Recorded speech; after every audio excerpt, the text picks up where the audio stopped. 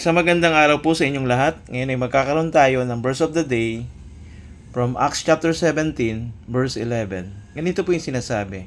Now these Jews were more noble than those in Thessalonica. They received the word with all eagerness, examining the scriptures daily to see if these things were so. Salamat sa salita ng Panginoon.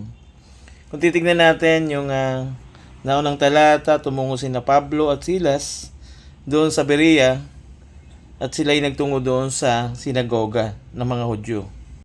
By the way nga pala, ang sinagoga ay hindi maaaring magsimula kung ang bilang ay hindi 10.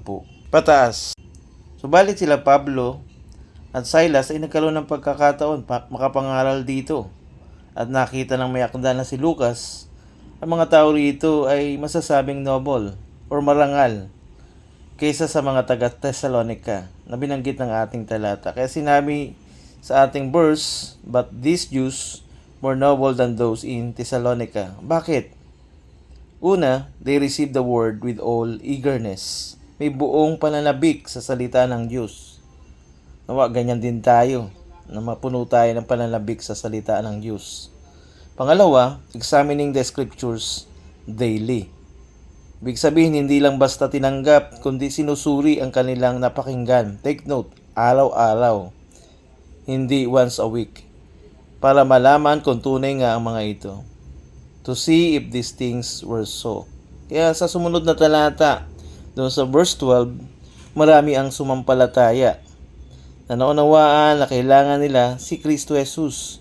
Pag sinabing noble o marangal, ito'y kadalasang of noble birth or well-born. Ngunit ginagamit din ang salitang ito sa salitang noble behavior. May marangal na pag-uugali sa pagtanggap ng salita ng Diyos. Kaya't nawa, hindi lang tagapakinig, kundi lubos na mayroong pananabik dito sa tuwing nakakapakinig tayo ng salita ng Diyos. Be a noble believers at laging sinusuri at inaaral ang salita ng Diyos na ating napakinggan.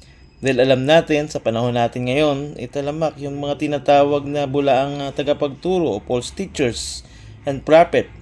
Kaya tularan natin ang mga taga-Berea na kung saan ay mananampalataya ni Kristo na totoong nakinig ng salita ng Diyos. Na sila mismo, yung clarity ng scripture, na siyang doktrinang kanilang pinanghahawakan, na siya din nating panghawakan bilang tunay na kumilala sa Diyos. Maging mapanuri tayo sa pag-aaral ng salita ng Diyos. Be a noble believers. Nawa, meron tayong natutunan sa ating verse of the day from Acts chapter 17, verse 11. Salamat sa salita ng Diyos. God bless you po.